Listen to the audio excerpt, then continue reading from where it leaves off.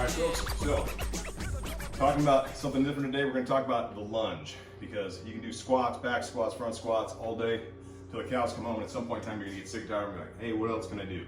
Tell you what, you can do lunges, which are phenomenal for your quads, your glutes, your hips in general. So let's take a look at that real quick, talk about the do's, the don'ts, maybes, hows, who's, how, what, da-da.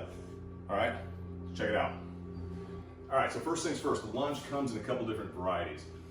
For me personally, I really like a walking lunge because it works on that balance, that agility, that coordination stuff. Those are those psychological attributes that we don't get to work on all the time if we just do something stationary by just moving a barbell around or a weight machine of some sort. So those psychological things benefit us greatly for our nervous system, which helps our muscles work, which helps us become more functional.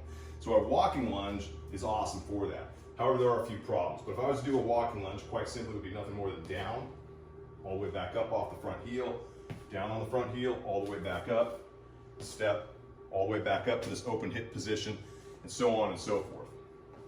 Now, a couple things to keep in mind when doing the walking lunge, or a lunge in general. The biggie is positioning, and that positioning in the feet is really important. What we look for is when we step out of that lunge position, I don't want to be overextended, so this is about as far as I want to go, and I want my weight going straight down into my heel, so I have this like somewhat of a 90-degree bend in my knee and my shin, tibia, fibia, femur here. This is all like 90 degrees. And then as I drive back up, I don't lean forward, I push straight up off my heel and then step into the next lunge. When I step into that next lunge, going from here to here, weight goes down to the heel, all the way back down, back up, step forward to the next one.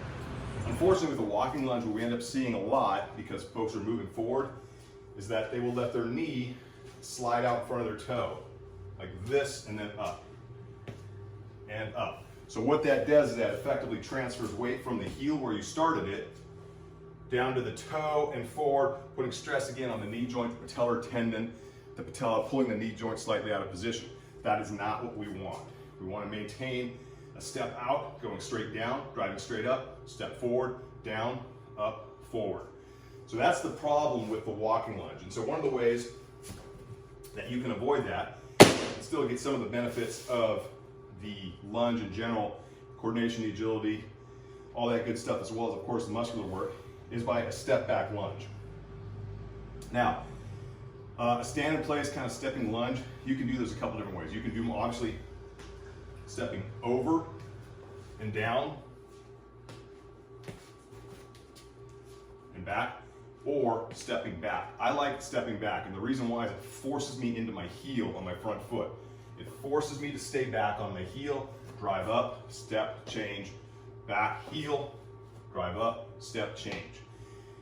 The same thing as we find with the walking lunge. If we start doing step forward lunges, people end up doing this too much.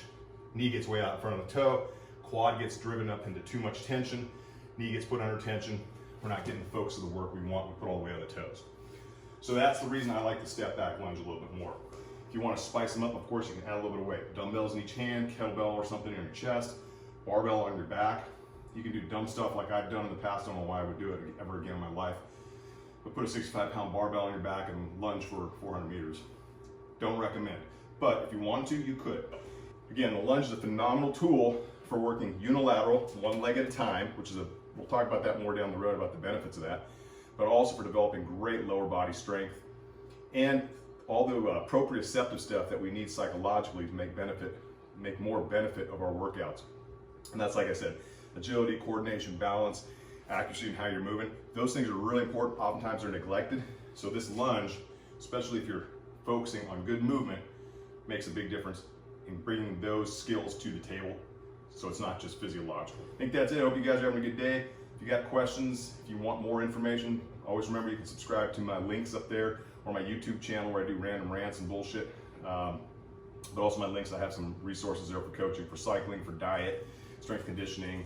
We've got the Centurion Strength Conditioning Manual on it, the whole 200-page deal in a PDF format now.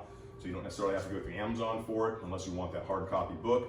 And I also have the abridged 12-week version of programming, strength conditioning program that's available on there as well. So either way, I hope you guys take care of yourselves, take care of one another, be good humans, stay fit, stay strong, stay fast, and look better naked, and we'll talk to you soon. Peace.